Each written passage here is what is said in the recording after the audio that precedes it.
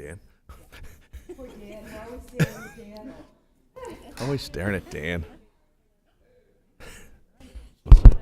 Good evening, everyone, and welcome to the August 2nd meeting of the Auburn School Committee. Could everybody please, for the Pledge of Allegiance, please? Allegiance to the flag, United States of America, and to the republic for which it stands, one nation, under God, indivisible, liberty, justice for all. Start with introductions to my right, please. Dan Poisson, Ward 5. Clarissa Perez Armendariz, Ward 1. Pam Hart, Ward 2. Brian Belknap, Ward 4. Connie Brown, Superintendent. Pat Gaudier at large. Jason Levesque, Mayor. Mark Conrad, Business Manager. Sue Doris, Assistant Superintendent. And both Karen Matthew and Pam Albert have excused absences this evening. Can I get a motion for the approval of the consent agenda, including the minutes from July 12th, as well as the certificated contracts for Rachel Fernald from Edward Little High School, Ian Bennett from Auburn Middle School, Angela Jewett, Walton Elementary, and Christy Labrie from Walton Elementary School. So moved. Thanks, Pam. Second, Pat. Second. All those in favor? Motion approved. At this time, I'm going to open up public participation to anyone who's willing and wishes to address the school committee.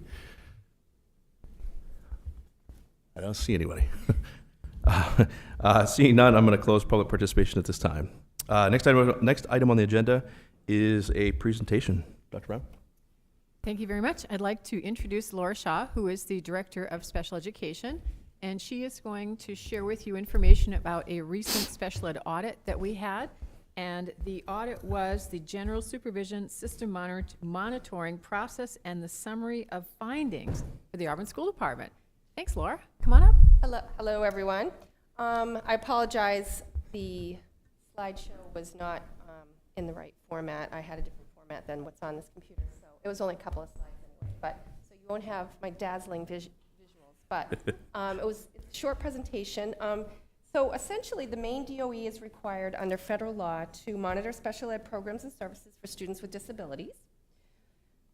Typically, it's been, in the past, we used to do it every 3 to 5 years. It had been 4 years since our last audit. We call them audits because there was a delay from COVID.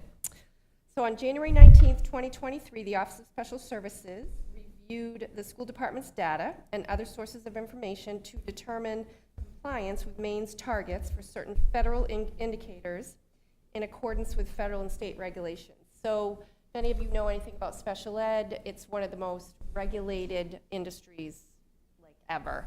There are so many laws and regulations and policies and procedures around special ed programming. So they look at a whole bunch of things to determine if we're in compliance.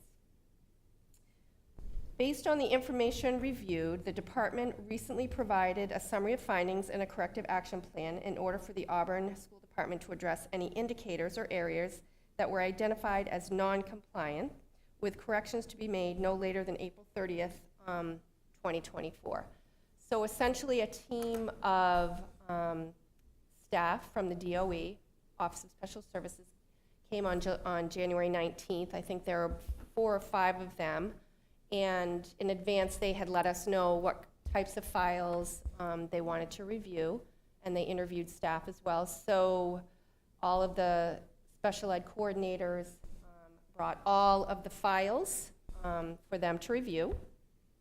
And so that was in January, and we probably 3 or 4 weeks ago, we just received the results of that.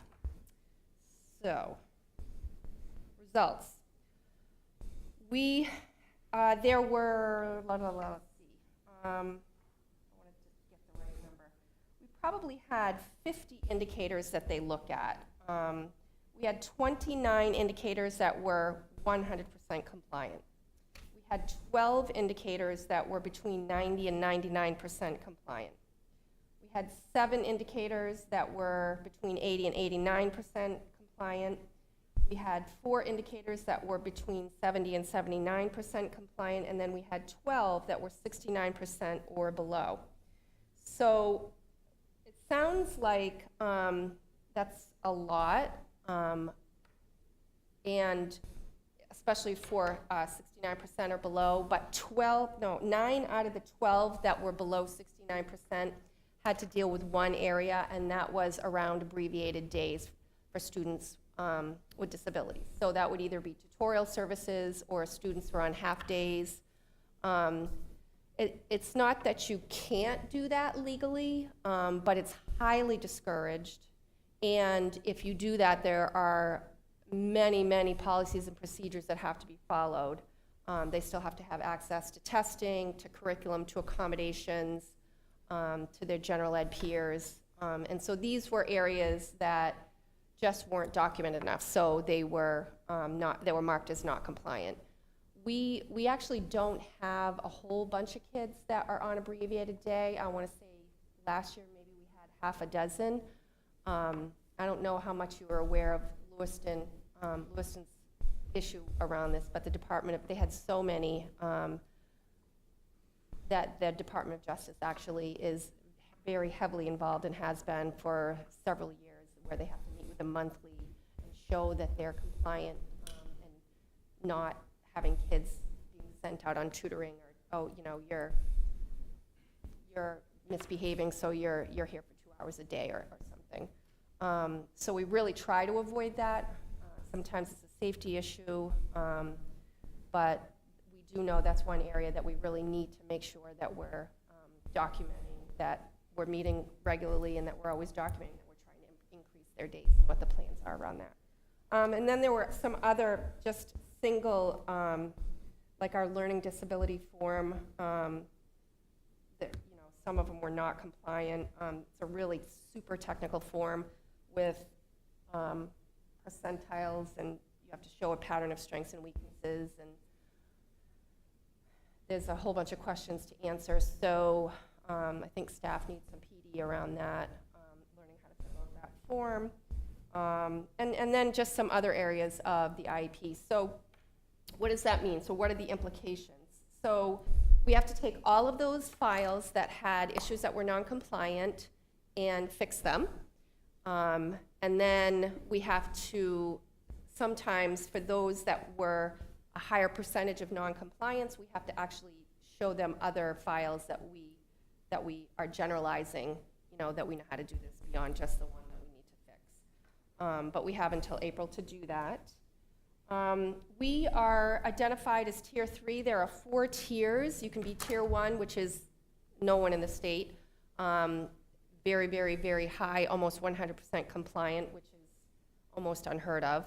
And then there are Tier 2 and 3, which are where most of the schools fall. And the only difference between Tier 2 and Tier 3 is the number of findings. So all of our staff are certified. All of our students took the alternate assessment that we're supposed to. We had all of these areas, except we were just over 29 or whatever findings. So that put us in the next tier. And really the only consequence of that is we just have to we have to participate in some professional development opportunities through the state, which I think is wonderful anyway. The law is constantly changing. The interpretation of the law is constantly changing based on case law. So how we do our IEPs and how we, you know, follow policy and procedures is constantly being adjusted based on previous cases. So we'll be really current and up to date once we, you know, do the PD that we're supposed to be doing this year. I think overall I was pleased with the results. Nothing was surprising as far as the results. We don't have a long-standing action plan. We're still going to be audited in the 4-year cycle, which is what pretty much everyone is, unless you are on Tier 4. And these are all easy enough fixes and should be done actually well before April, probably closer to January. So I think it gives us a great opportunity to learn from some of their findings and move ahead until the next 4 years and things change. Any questions? Yeah, Pat? I just have a quick one. Is there anything that you need from us to make those things be more? No, it's really, it's a really complicated process, and everything's in code by birthdays, so it's a lot of kind of administrative help type things. So Kim Lidstone, Sharon in the office, myself, you have to look up the initials. It's a lot of it's just administrative. And then once you know who the kids are and the codes for what the non-compliant issue was, then I just give it to building coordinators, to team leaders, and then they work with their teachers to fix it, and then give it to me, and I do one more check. So a lot of it's just time consuming because of everything's like in code for confidentiality. But I think we'll be okay. I've been already doing a lot of the work this summer to get that out of the way, so I can just give it to them. Maybe not the first week of school, maybe after September. But yeah, thank you though. Yeah, Pam? Just to go on to Pat's question, as far as the extra PD and stuff, do you need extra funds for that? Is that already in the budget? Then that would be That's- something that we could, The wonderful thing about that is all of that is free of charge, and you participate in Zoom webinars, and it's back and forth. It's not just watching something. They go through each. It's very specific, the sessions that we need to attend based on our findings. So we attend those sessions, and it's a Q&A after they do their presentation, and it's live, real questions. Like we can look at students' file and actually say, I have this student and this is how it's written. So it's very interactive, and all of it's free. So, yeah. Quick question. How does this audit compare to the last one? Are we about the same place? Did we drop in a few That's a areas, gone good up in a few areas? question. It'd be That nice was- to look at it, every 4 years to kind of track where we are and have some targets around, like, okay, high level targets, like we're going to have X percent above, the 60 or above 69 and 70 and so forth. But I'm just curious how we compare to the last one. Yeah, I didn't spearhead that one. That was Ryan Fairchild, but I did actually do the actual stuff to get it in. As it was sitting on his desk, I was getting like, can we get this done? So this isn't based on data, but my recollection is that it's very similar. I don't know if the specific areas are the same that we were non-compliant, but the amount and types, I feel like it's fairly comparable. So I don't think, I think it was similar. I'd like to say that it was better, but it was probably about the same, I'm guessing. And I'm not making excuses at all because we do have work to do, and like some of the stuff was really obvious, like, why was it written that way? But what makes it difficult is the interpretation of how things are supposed to be, because we were doing some things based on the last audit and have been doing them that way because that's how we were told, and now that section of the IP is not compliant. So, that's just how it is. You're just constantly, and that's my job. That's why I attend the state directors meeting every month because cases constantly come up and they're like, okay, this is how we're doing it now. So I just need to make sure that my team is getting that updated information consistently. Any other questions, comments? Perfect. Thanks, Laura. Thank you. Thanks, Laura. Next item on the agenda is the student rep report, which we do not have one this evening. Next item is the superintendent's report. Thank you very much, Chairperson Belknap. The first item under my agenda is the school maintenance transition letter, and this is from Dan Loudermilk to the City of Auburn and Brian Wood, and I wanted it to give to you for information regarding the transition of our maintenance staff to city employees. It's really just information. You folks knew this was coming, so that's that. The second item is periodically I get asked about superintendent agreements, and in your packet was a chart from 2021 until now, and you can look at the trends. I have declined 5 this year. So if you're wondering, well, how many did Connie say no to? It was 5. But there is a marked decrease from 208 in 2021 to the 76 that we have this year. And I don't think that's a reflection on Auburn. I think that is a reflection on the declining enrollment in Central Maine as a whole. I think that's us. Be happy to answer any questions. Just a quick question. I'm wondering if you can give a high-level idea of how you go about approving or denying. And the only reason I ask is because I actually know one of the people reached out to me that did get declined, and I'm just curious what the rationale is for either way. I'd be happy to. So one of the first questions that I pose is whether we can accommodate the students' needs. And that is largely driven by staff. If it's a program that is already staff challenged, and I am working hard to find staffing and space for Auburn kids, it's unlikely that I'm going to add non-residential students to that program. Yep. And that goes the gamut from our functional skills programs to a program at the middle school was a gifted and talented program that we didn't have a teacher. And so it's very unlikely that I'm going to take that student or those students on for that reason. If Auburn is going to incur a significant cost, if that student needs to be provided with an ed tech or some other accommodation services, and those costs will be passed along to the Auburn taxpayer, it's unlikely that I'm going to agree to take that student on. Yep. So those are the two primary drivers of why I might issue a denial. And that's largely if I don't think we can accommodate the student's needs, and if that particular student is going to be a rather costly one for the taxpayers in Auburn, I probably would not take that on. Mayor. Yeah, I've gotten this year a lot, more so than in the last 4 or 5 years as being mayor, of phone calls from individuals trying to get their students into Auburn. And this is extremely helpful. Thank you for this information. Just if you could clarify, a superintendent's agreement is actually made between the losing entity and the gaining entity, if you would. So if I might, not to correct you, but a superintendent's agreement is made between two superintendents who agree either to deny or move forward with a request to move a student into their non-residential school district. That's the agreement. When either one or both superintendents don't agree, then you don't have a superintendent's agreement. So there could be a lot of students that want to come to Everett Little, but they're getting denied on the existing or their current superintendent, so it doesn't even come out towards That's to right. Auburn. The way that the process works, according to the Department of Education, is that you start with your residential superintendent. And so if you don't live in Auburn, let's say you live in Turner, then you would need to start with that superintendent who would either agree or deny your request at that level. And if the money follows the student, the state portion of the rev share, correct? Not local as well as state?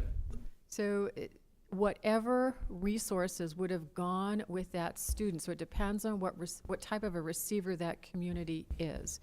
And so if you are going from a community that is a very low receiver, lower than Auburn, and they want to come to Auburn, then we would get what that community would have had for that particular student, irrespective of what it costs the Auburn taxpayer to educate that student.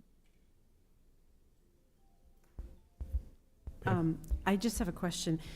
These agreements, are these just between non-residential students or are they from different districts? Because I know that there are different districts, kids go to different schools. That's a great question. So by statute, a superintendent's agreement is between a student who is a non-residential student, doesn't live in Auburn, and wants to come to school in Auburn. Those are superintendent agreements. So we do have inter-district agreements, students that live in the Sherwood district who want to go to the Washburn Elementary School, but that's not a superintendent agreement, and that's not reflected here. Thank you. Clarissa? I have a question about the other point, the maintenance. This is so nitpicky, but I was wondering if if there's any sort of safety or training that they have to have for working with, because it's a different for being with kids or around kids, or if it's just any city worker could do this. So the people that are covered by this MOU are the former maintenance staff members who would have had some of that training. It's not city employees that you might see plowing or driving heavy equipment. These are our former staff members. And so that would never be the case, though, that they would just bring over a city person? No, they Okay. were very clear with us that they don't expect our folks to plow, and we don't expect their folks to work in the schools. So, yes. That leads me to another question. Next year, if this continues and you need to hire somebody else or a new person to do our maintenance, they're going to go right through this? Will they do the hiring, or do we do the hiring? We have a collaborative process with the city, and so we, over time, have worked really hard to come to an agreement where we would have joint responsibility about who's in the schools. City's been great to work with. Ready to move along? Yep. And the last item on my agenda is I'd like to call up Mr. Neer to give us another 3-minute update on how the EL move is going. No. It's going really, really well. So first and foremost, we are out of the old building, 99.9%. There's really no reason for us to be in there unless we're called in for some unique reason. Currently, the Auburn Police Department is doing active shooter training on the second floor. We are gone. The fire department will be starting some training themselves in there on door breaches, so it's an open space for them. There's no water or gas that are going through there. Currently, what's happening right now, you can see on the outside of the gym, is the abatement process is beginning. So it's starting there and will work its way all the way up through the rest of the building. And then once that is complete, then they'll start the demolition part, and I'll let you know. So what's happening in our current building is all of the old items that we wanted to bring over from the old building are into the new building. Furniture is on site, the new furniture that would supplement the other pieces that we're bringing over, because remember, the furniture that we were bringing over was in good shape, so we didn't have to have entirely new furniture, so it's a match, and so that's getting assembled and put into place. As of Tuesday, we got a temporary occupancy certificate, which allowed for us to be able to have the admin offices and staff, as well as the guidance offices and staff in there. We got the phone bugs worked out. We got the copier hooked up. So from guidance and office perspectives, we're doing business out of there, which is huge. Painters are painting all over the place. I got an update just yesterday in terms of, because I get asked all the time, when's the gym floor going to be painted? Later this week, maybe early next week. So that's a big step.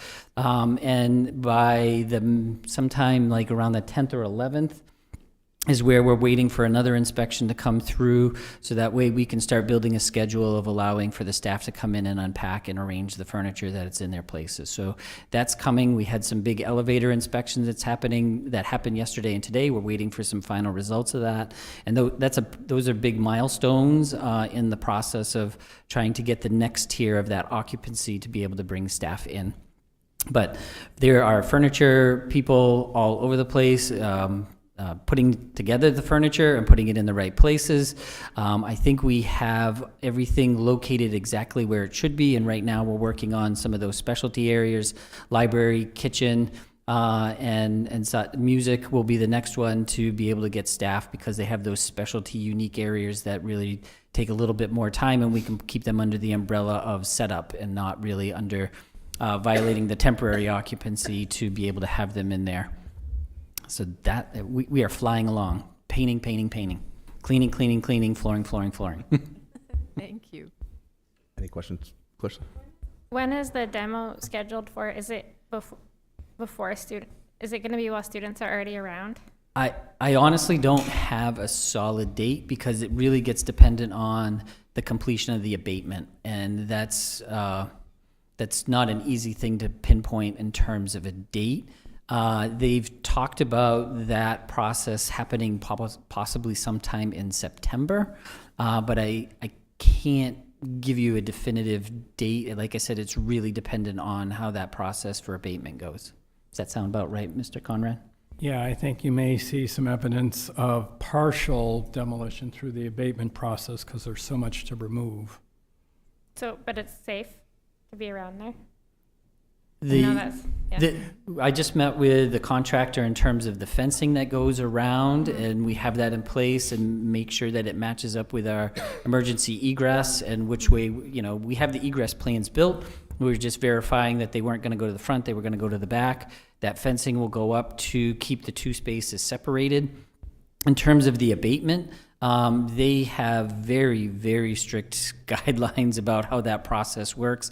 So it's not just about keeping our students safe, it's about keeping the employees safe. So that's a pretty tight set of procedures that happen there. It may give people moments of pause, but through this process, it's very heavily regulated. And as I said, we just met to confirm where the boundary line and the fence line to keep those two areas separated. Yeah, if I could add to that, Scott, they will have full-time industrial hygienists on site who are under the supervision of our environmental consultant. So as Scott said, it's a tightly regulated process. Yeah.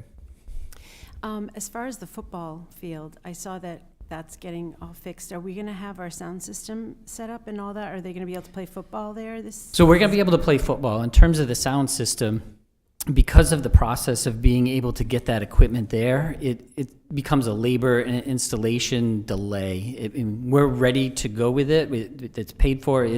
There's just not enough installers in the world to be able to get it there. So we're working on some type of temporary situation for the sporting events that happen there. Maybe bringing over the Walton system, and maybe a combination of portable and the Walton system, something for us to be able to make that happen. We are scheduled to start fall sports on the 14th. Contractor has said that we're right on that mark of being able to have that field available for those kids to be able to do that. The track is installed. The rubber coating has been in. It's been painted. We're now waiting to get back from some structural engineers to hear about the stands, and the contractor himself was like, what are we doing? It was all built to specs. In order to take it out of the plan of being called a construction site, to turn that over, some more work needs to happen on the concession side, the concession stand side, because that's still being built. But it's going to be able to hit its mark. But in order to be able to say it's open to the public, we're not going to be able to be there until we get to the 14th. So one other piece at the next meeting, which is the 16th, we believe we will be announcing a date for an open house, and not the dedication, which will be closer to when the building is complete, but something in September for the public. Any other questions? Thanks, Scott. Just so you know, it's the same mailing address, because that has come up too many times. That concludes my report, Chairperson. Perfect. Next item on the list is the chairperson's report, which there is not one. City council update, Mayor. It's summer. Busy in the city of Auburn. Just a couple. I'm going to add my comments to just a question. We're starting to get a lot of requests on how to processes for renting out auditorium space. I'm not talking about September, obviously, and I've told people it's not going to probably be done till November or December, but we're talking 2024 and beyond. I didn't know if we had any type of simple splash page on the website for more information. Just fill out this form and we'll get back with you. It's a great question, and Dr. Doris and Mr. Conrad have been working on revising our facilities policy, and I believe we'll be bringing forward something in August. So that will be on its way. Any questions for the mayor? Okay, next up is committee reports. I know none of the committees actually met in July. It was an off month. The curriculum met this earlier. Is there anything that's... Yeah, we ended up postponing our meeting. Just so that same agenda will be handled next month. Perfect. So moving on. There is no old business. There is no new business. The upcoming meetings are on the agenda. Any requests for future agenda items or requests for information? Yeah. Yep. Not for a new meeting, but towards Mark. Mark, when we have the audit committee has been formed with all the appropriate individuals, when are we going to be ready to have that? And that's combined city school. Right. I haven't received any notice from the city on when they might be ready to meet. The audit is still in process for fiscal year 22. We have an extension through the end of August with the Department of Education. It's my understanding that the city has made its final journal entries, revisions, and the auditors are now going through their final process, which includes a couple of weeks of quality control in their offices. So it should be complete by the end of August. But I'll find out about that committee and what the plans are from that, from Ms. Eastman. And then just one last item, Karen actually had a message that she wanted to deliver. So at the August 16th meeting, the committee has to appoint a person to the Ethics Committee. So nominations for the 16th. And she also said that if anybody has any questions on that process or anything, you can reach out to her. But that'll be on the 16th. That's, excuse me, the Ethics Committee, that's to pick someone from the community, right? Yes. Okay. Any other questions? No? Okay, at this time, I need a motion to enter into executive session pursuant to 1 MRSA 4056A for the purpose of duties of officials, appointees, and employees. So moved. Thanks, Pat. Any second? Clarissa, thanks. All those in favor? All those opposed? None? Motion passes. We're now in executive session.